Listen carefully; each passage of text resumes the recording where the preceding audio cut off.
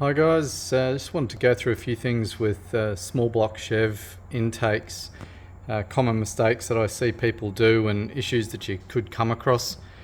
A couple of the real simple ones is the bolts that secure the inlet manifold. People go out and buy a nice flash new set of bolts and go and bang them in along here. They should be torqued. Inlet manifolds are a funny thing. There is torque settings for them, but with all honesty, tight is tight. They're 3/8 bolts, so once you do them up tight, they're pretty good. So you don't really need to torque them down if you're just doing it in the backyard. But I always retension them after the engine's been hot, because they do come loose after the gaskets subside a little bit once they get a bit hot and cool down. So I always re-torque them. These two bolts here on either side of the inlet go into the oil gallery on the cylinder head.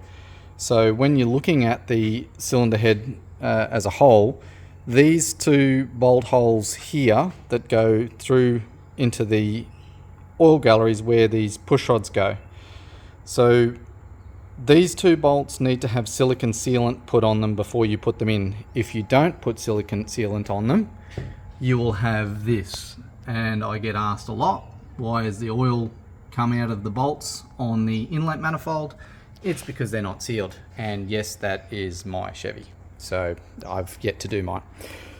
The other mistake that people make is that they buy a new set of bolts, flashy looking stainless ones or whatever.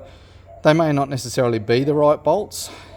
These two bolt holes in the center are very close to the push rods, and this one in particular, which is the third bolt on either head from the back, so 1, 2, 3, this one goes right into the push rod slot. So if you get a bolt that's too long, this happens to a lot of people, it will collide with the push rod, and when the engine's trying to run, you will damage the push rod, bend the push rod, damage the camshaft, all kinds of things. So ensure that you've got the right length of bolt when you're putting it in, because as you can see, it doesn't take much to encroach on the area that the push rod requires to work on that third bolt in. So really important. The other thing that I get a lot of is people bring cars running to me that have running issues, they're running poorly, and a lot of the time they've got either aftermarket heads or aftermarket intake manifolds. A lot of it comes down to the port size. So with your inlet manifold port sizes, this is your standard gasket that goes onto a Chevy. You'll see that the ports fairly much line up. It's not a bad size to the port on this inlet. This is an old Weand inlet manifold for a Chev. So the height of the gasket across the surface of the intake is about the same, and the port size is approximately the same. But people put aftermarket heads or manifolds on that have what you call medium port. So there's medium port, large port, standard port. So this is a special gasket for the larger port. And you've got to make sure that your manifold matches your inlet. So on your cylinder head, so making sure the port size is the same. A lot of people will put like a Speedmaster inlet or heads against a mismatched manifold. So what happens is, as you can see, if you look real closely here, there's an air gap through here. So when the gasket goes on, it looks like it's lining up okay, but there's actually an air gap and it sucks air through the top. So I'll see if I can flip that over and get a better look at it from underneath, from the top. So when the gasket's sitting on, it's actually sitting proud like that. So you've got to ensure that if you're using a large port, the most common thing I see is someone will use a large port inlet manifold with a standard gasket, which works the opposite way. It has air, this blocks the inlet and sucks air. So there's a couple of ways of checking, but just before you assemble everything, make sure you've got the right gasket. These are the most common aftermarket gasket, which is the Felpro 1206. So they come in different thicknesses as well, depending on how your manifold is working on your heads. But if you're getting down to machined heads, etc., then you probably should be getting someone to have a good look at it properly.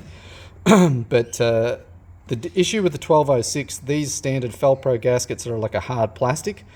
So they don't tend to leak too much around this port, the water port. I always put a little bead of silicone around either side of here.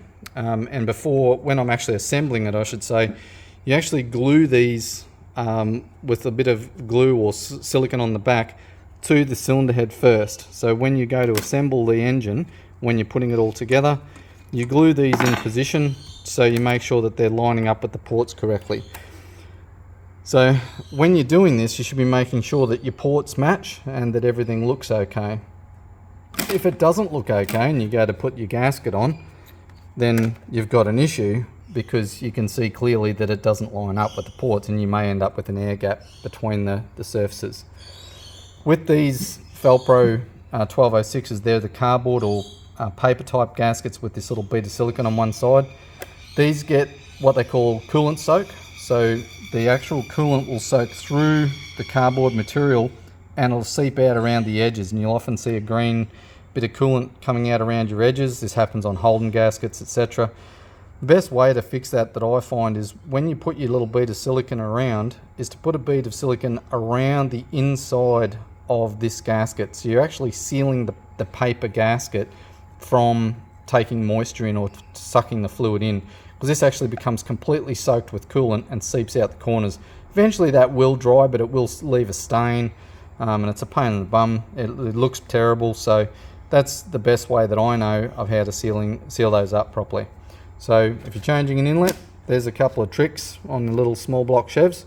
Good luck. Hope you enjoy the videos. Cheers.